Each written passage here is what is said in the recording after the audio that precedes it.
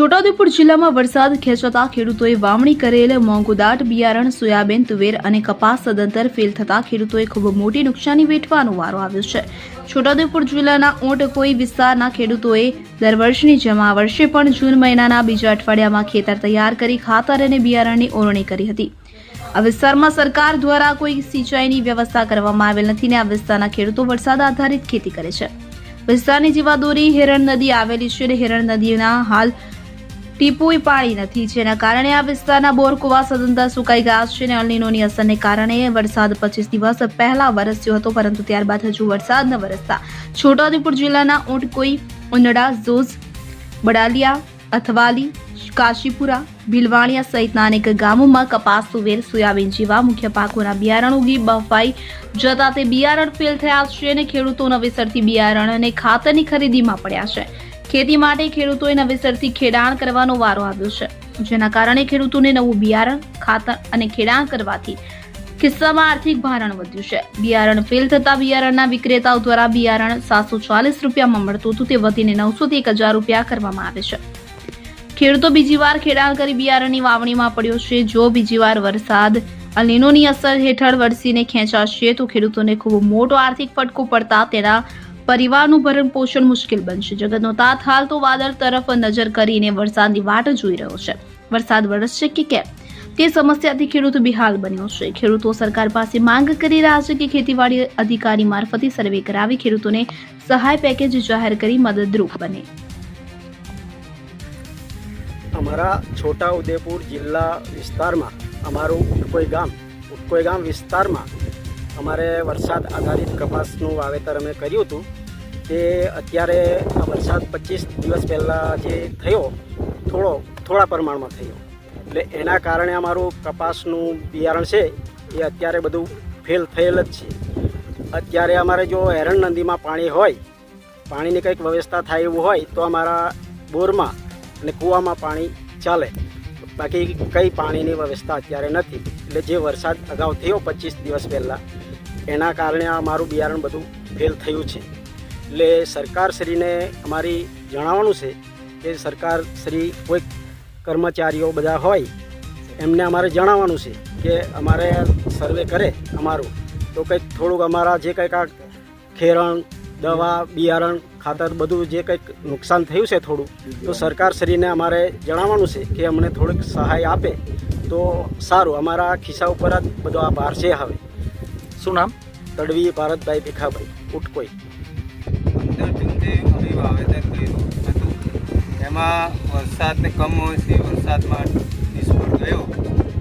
એમાં વાવેતર કપાસ, સોયાબીન, તુવેર વરસાદ કમોસમી પડવાથી ફેલ થયું છે। એમાં નવું ખેડ અમે આ ચાલુ કર્યું છે, એમાં અમારું નિષ્ફળ ગયું છે। એમાં કંઈક સરકારશ્રીને પેકેજ કંઈક જાહેર કરાય એવી અમારે વિનંતી છે। શું નામ?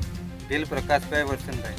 છોટાઉદેપુર જિલ્લાના આ ઉટકોઈ ગામ વિસ્તારની અંદર અમારે કમોસમી વરસાદના કારણે 15 જૂનથી અમે બધા બિનપિયત જેવી ખેતી છે વરસાદ લાયક, એટલે અમે વાવેતર કરી રહ્યા હતા, પણ છેલ્લા 25 દિવસથી વરસાદ ન પડવાથી અમારું બિયારણ, તુવર, કપાસ, સોયાબીન આ બધું તમામ ફેલ થયું છે।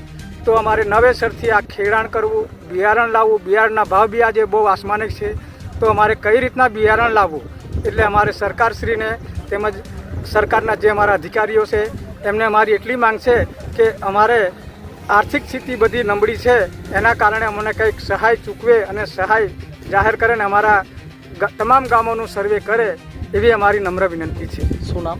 રાઠવા ભરતભાઈ લલ્લુભાઈ।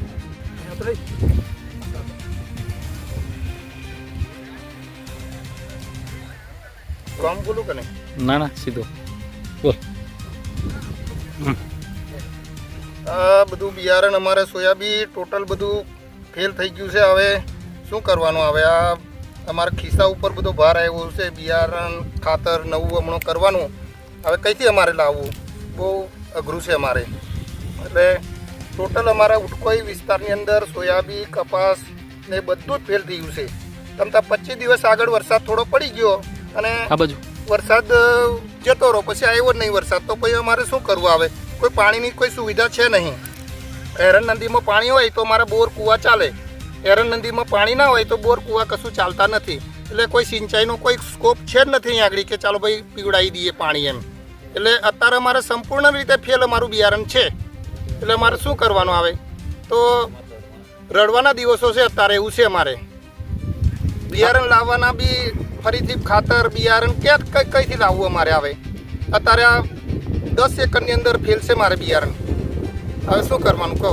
હવે ઉપરવાળાની મહેરબાની કંઈક નવું પાછું વાવેતર કરીએ ને વરસાદ પડે તો કંઈ અમારી ખેતી સુધરે. બાકી અઘરું છે અત્યારે. હવે નવું વાવેતર કરવાના જ અત્યારે પૈસા કઈથી લાવવા? એ જ અઘરું છે બધું, બિયારણ ખાતર. શું માંગ છે તમારી? બસ આ સરકારશ્રીને એટલી જ માંગ છે કે અમારું ઉટકોઈ વિસ્તારની અંદર સર્વે કરી અને સંપૂર્ણ રીતે અમને સહાય આપે એવી અમારી માંગ છે. શું નામ છે તમારું? રાજપૂત ચરણસિંહ સોમસિંહ, ઉટકોઈ. છોટાઉદેપુર જિલ્લાના આ ઉટકોઈ ગામ વિસ્તારની અંદર અમારે કમોસમી વરસાદના કારણે 15 જૂનથી અમે બધા બિનપિયત જેવી ખેતી છે વરસાદ લાયક, એટલે અમે વાવેતર કરી રહ્યા હતા. પણ છેલ્લા 25 દિવસથી વરસાદ ન પડવાથી અમારું બિયારણ, તુવર, કપાસ, સોયાબીન આ બધું તમામ ફેલ થયું છે. તો અમારે નવેસરથી આ ખેડાણ કરવું, બિયારણ લાવવું, બિયારણના ભાવ બી આજે બહુ આસમાનિક છે.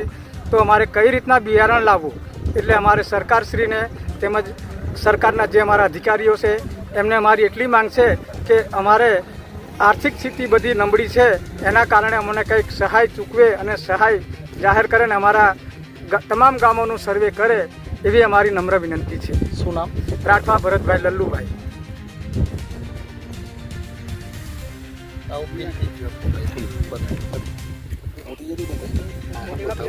આયરું જો આયરું આ ફૂગાઈને પડતી જ જો આવ ફૂગાઈ ગયું એમ, ફેલ થઈ ગયું એમ. જો આ ફૂગાઈ ગયા, ફૂગાઈ ગયો